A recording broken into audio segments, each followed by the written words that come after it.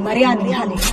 ਚਰਚਾ ਪੰਜਾਬ ਛੇੜਦੀ ਜੱਟ ਦੀ ਜੋਧਪੁਰ ਪੇਸ਼ੀ ਨੀ, ਚਰਚਾ ਪੰਜਾਬ ਛੇੜਦੀ ਜੱਟ ਦੀ ਜੋਧਪੁਰ ਪੇਸ਼ੀ ਨੀ, ਚਰਚਾ ਪੰਜਾਬ ਛੇੜਦੀ।